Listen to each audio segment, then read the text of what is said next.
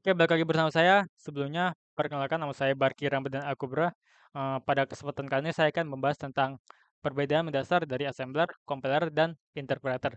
Dan mungkin ada juga saya akan membahas tentang visual, diagram, kompilasinya juga.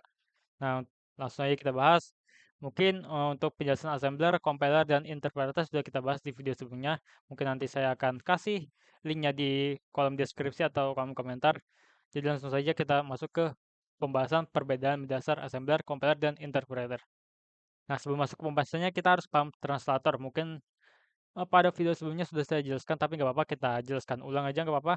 Jadi ini translator itu apa sih? Jadi translator itu adalah program yang menerjemahkan kode pemrograman agar dapat dieksekusi oleh komputer. Jadi dia itu menerjemahkan dari bahasa satu ke bahasa lain gitu. Nah, jenisnya itu ada assembler, compiler, dan interpreter. Ini adalah jenis dari translator. Jadi kita membahas tentang perbedaannya. Nah, di sini sudah saya uh, rangkumkan penjelasannya agar singkat tentang perbedaan dari ketiganya. Nah, untuk assembler sendiri itu adalah dia tuh menerjemahkan baris demi baris dari assembly ke mesin code dan memiliki output kode mesin atau binary. Nah, ini tentunya pasti hasil outputnya itu kalau nggak 1 ya 0, 1 0 1 0 dan segala macam. Dan ini pun susah dibaca oleh manusia gitu. Nah, tentunya ini eksekusi sangat cepat dan kontrol hardware tentunya tinggi. Nah, di sini ada compiler. Nah, compiler ini proses kompilasi penuh sampai menghasilkan file X atau binary dan menghasilkan outputnya file executable. Jadi file executable-nya berarti langsung bisa dijalankan gitu programnya dan uh, ya seperti program pada umumnya, misal kita membuat program perkalian 1 kali 1, ntar hasilnya ya 2 gitu. Jadi kayak program sungguhan. Nah, ini eksekusinya sangat cepat dan deteksi error sebelum run. Jadi mungkin kalian pernah pakai C, bahasa C, C++, Java. Jadi sebelum di running tuh pasti udah kelihatan tuh errornya yang mana. Kalau nggak ada yang error di line manapun, nah tentunya itu pasti berhasil saat merunning kode tersebut. Nah, di sini ada interpreter. Jadi itu interpreter itu membaca satu baris, kemudian dieksekusi dan lanjut baris berikutnya dan tidak menghasilkan file executable atau .x. Nah, jadi itu saat di running dia tuh menampilkan di layar. Jadi contoh bahasa pemrogramnya seperti Python, PHP, dan Java dan masih banyak sebagainya. Dan ini pun mudah debugging, fleksibel untuk testing.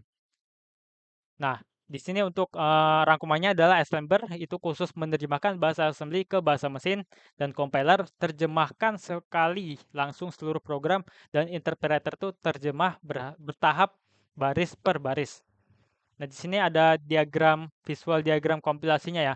Nah, di sini ada ya seperti inilah uh, gambarannya dari yang pertama kita tuh tentang file program dan file header. Nah, untuk file program dan file header ini pasti menuju ke compiler. Jadi file program ini yaitu merupakan kode sumber utama, CPP atau C dan lain sebagainya, dan file pendukung yang berisi deklarasi fungsi dan variabel yang diperlukan untuk membangun sebuah program.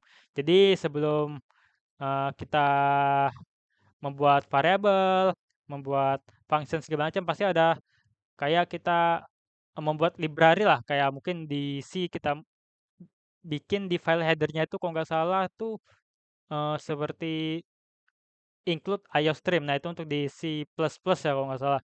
Nah, berikutnya ada proses ke tahap compiler. Jadi tahap compiler ini menerjemahkan kode sumber menjadi kode mesin sementara dalam bentuk file objek sekaligus memeriksa kesalahan penulisan program.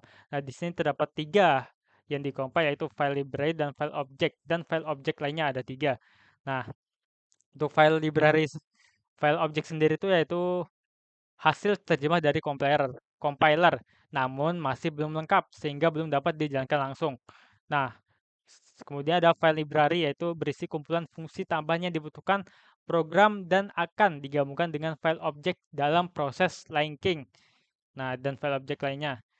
Setelah itu ada linker. Nah, linker ini yaitu menggabungkan file objek dari library ke file objek dan file objek lain gitu secara utuh. Jadi dijadikan satu secara utuh serta memberikan fungsi-fungsi yang digunakan agar tidak terjadi error gitu. Nah, kemudian adalah file executable. Ini hasil akhir proses kompilasi berupa file yang siap dijalankan pengguna tanpa interpreter. Mungkin itu saja yang bisa saya sampaikan. Jika ada salah kata, mohon maaf. Wassalamualaikum warahmatullahi wabarakatuh.